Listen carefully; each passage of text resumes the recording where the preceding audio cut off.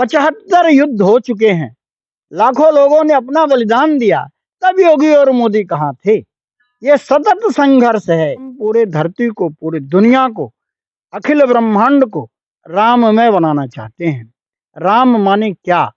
राम माने सर्वे भवन्तु सुखिनः। राम माने क्या? जियो और जीने दो। राम माने क्या? समरसता। सबरी के जूठे बेर में राम। राम माने केवट की मैत्री। नमस्कार, मैं धीरज शर्मा भारत जागरण न्यूज में आपका स्वागत करता हूं। पूरे देश में अयोध्या के राम मंदिर प्राण प्रतिष्ठा का कार्यक्रम जोर शोर से चल रहा है। कुछ लोग इस पर वोट की राजनीति का भी इल्जाम लगा रहे हैं, लेकिन पूरे देश में इसकी चर्चा और धूम बड़े जोर शोर से देखने को मिल रही है।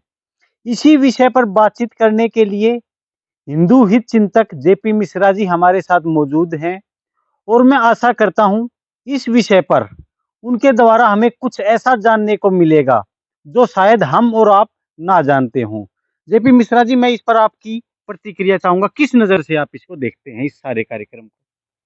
नहीं, पहली बात तो मैं आपसे राम-राम करता हूँ। ये सच नहीं है, जैसा लोग सोचते हैं। उनके मन में कोई दुर्भावना है। हम तो चाहते हैं कि ये भगवान रामलला की प्राण प्रतिष्ठा हो, वो नूतन गृह में प्रवेश करें। 492 साल के बाद ये शुभ अवसर पूरे देश के लिए आया है और हम इस अवसर का लाभ वोट के लिए नहीं, भारतीय संस्कृति के, सनातन संस्कृति के प्रचार प्रसार के लिए लगाना चाहते हैं। राम और सनातन संस्कृति दोनों एक ही हैं।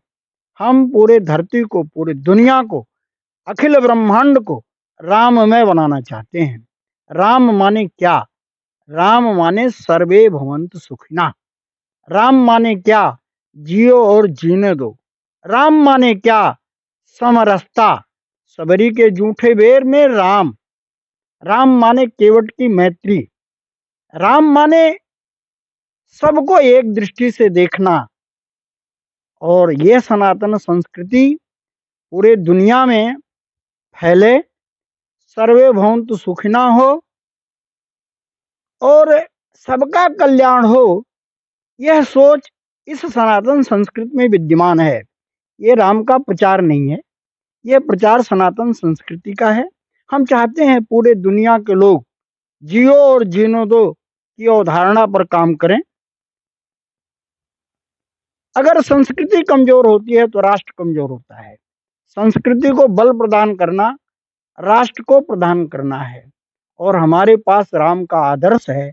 यही सनातन संस्कृति है। हम चाहते हैं कि एक बार परम वैभवम नेतुमेतत् स्वराष्ट्रम, ये राष्ट्र अपने वैभव को पुनः प्राप्त करे।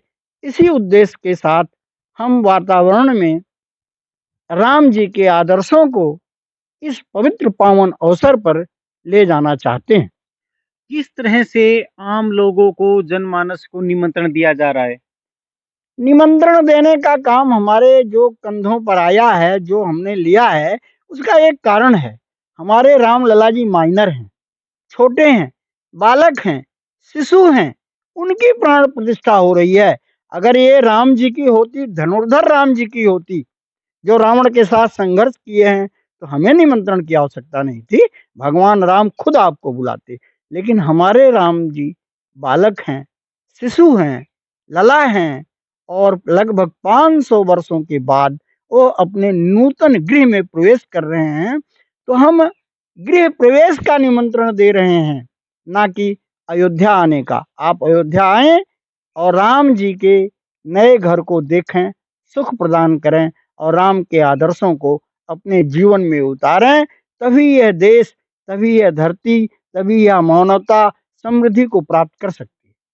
लगभग 500 सालों के बाद ये दिन आज हमें देखने को मिलेगा, तो इसके लिए जो प्रतिक्रियाएं आ रही हैं कि भाई इसका श्रेय भाजपा को दिया जाए, मोदी को दिया जाए, या इतने 500 सालों के संघर्ष में जो बलिदान हुए हैं, मुख्य रूप से किस तरह से, किन किन लोगों को आप इसका योगदान देना नहीं, ये चाहेंगे? इस प्रश्न पर हंसने के सिवा कुछ किया नहीं जा सकता।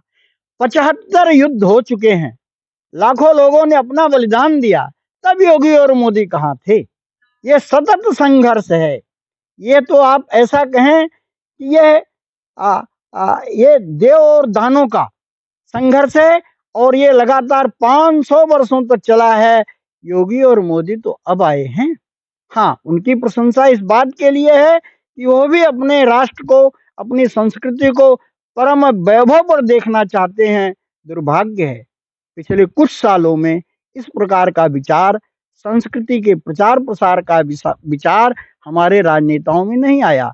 200 साल यहाँ अंग्रेज रह गए, 70 साल भी एक सरकार थी, लेकिन उन सरकारों को ध्यान में राष्ट्र को पुष्पित और पल्लवित करने के लिए जिस सनातन संस्कृति की आवश्यकता है, उसके लिए उन्होंने कुछ नहीं किया, बल्कि राह में रोड़े बने। यहाँ तक कि राम जी के मंदिर को बनने ना बने, इसके लिए तमाम वकील खड़े किए गए और उनकी दुर्भावना को जनता समझती है। और आपने कहा ये देव और दानव की लड़ाई है। क्या ये देव और दानव की लड़ाई राम मंदिर बनने के बाद भी जीवित रहेगी? क्योंकि जिस तरह से आप देख रहे हैं, ओवैसी का बयान आ रहा है और अन्य लोगों के बयान जो आ रहे हैं। ये रहेगा, ये निगेटिविटी संसार में रहती है, संसार ऐसे ही चलता है।